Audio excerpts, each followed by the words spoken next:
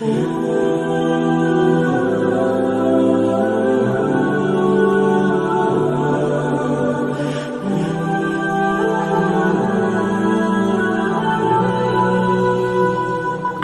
alaikum. Donc je vous retrouve aujourd'hui pour faire un petit book haul parce que j'ai récupéré quelques petits bouquins pour ce mois de février. Il n'y en a pas beaucoup au format papier, mais il y en a quelques-uns au format numérique. Donc je vais vous les présenter. Et je tiens d'abord à m'excuser parce que j'ai la voix un petit peu enrouée parce que je suis malade depuis 2 jours, depuis 2-3 jours à peu près. Là ça commence à aller mieux, donc je me permets de faire la vidéo en espérant que cela ira. Donc on va commencer par les services presse du coup en numérique, comme ça ce sera fait. On va commencer avec La Revanche des abeilles de Louise Zatar qui a l'air vraiment très cool. On est en fait dans un univers où l'humanité est en symbiose avec la nature et ils arrivent à avoir tout ce dont ils ont besoin grâce à la technologie. Tout le monde semble heureux, sauf que bien entendu celui qu'on va découvrir, celui qu'on va suivre n'est pas si heureux que ça, et un jour où il y a un contrôle d'humeur, sa vie va un petit peu changer et à ce moment-là il y a une femme qui va rentrer dans sa vie qui, je suppose, va apporter encore plus de questions. Donc j'ai très hâte de le découvrir. Inch'Allah je le lirai très bientôt, mais il me tente vraiment énormément. Le deuxième c'est La Forêt d'Oreca, une petite BD, c'est de Paco Sordo. Celui-là je l'ai déjà lu et j'ai vraiment beaucoup aimé. On suit une jeune fille, Anna, qui en fait doit passer l'été chez son grand-père. Son grand-père c'est le gardien de la forêt. En fait, arrivé là-bas, son grand-père du coup lui présente un petit peu la forêt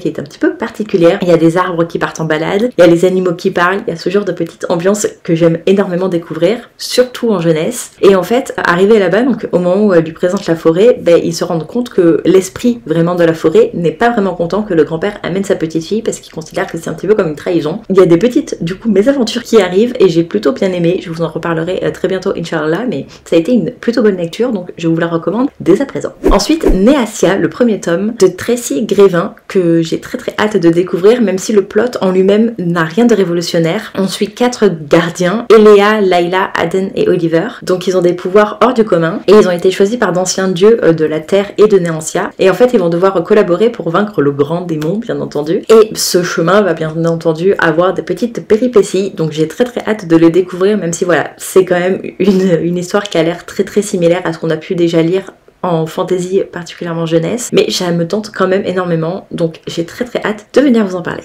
Le prochain c'est Virtuose, donc pareil, le premier tome de Tess Corsac, qui a l'air vraiment très cool. Rêve sa vie en lecteur, on a fait un vlog il y a pas très longtemps et ça m'a donné très envie, c'est pour ça que je l'ai demandé à NetGalley et alhamdulillah, merci à eux, ils ont accepté. Donc dans cette histoire, on suit une jeune fille de 16 ans je crois, qui a un certain pouvoir, elle est capable de goûter les sentiments d'autrui, donc j'ai très hâte de découvrir comment c'est décrit tout ça. Sauf que le problème c'est qu'elle cache en fait ce pouvoir-ci parce que dans cette société, si on a des pouvoirs, on est obligé d'avoir une place parmi l'élite, sauf qu'elle sait absolument pas ce qu'elle veut, sauf que bien entendu elle va perdre le contrôle et elle va devoir intégrer en fait le programme d'élite. Donc j'ai très hâte de voir ce que tout ça va impliquer, comment ça va être imbriqué et tout ça, donc j'ai vraiment très hâte de le découvrir. Il a l'air vraiment trop bien, donc je vous en reparlerai très bientôt Inch'Allah. C'est une de mes prochaines lectures. Et enfin le dernier service presse c'est Le Miroir des Égarés de L.O. Lingaat, je sais pas trop comment ça se prononce, je suis désolée. Donc c'est le dernier service presse que je vais lire, Inch'Allah, relativement bientôt également. Dans cette histoire, on suit Gio, qui est en fait un ancien révolté, et il a fui la prison dans laquelle il était enfermé, et il se retrouve dans un bunker avec un homme très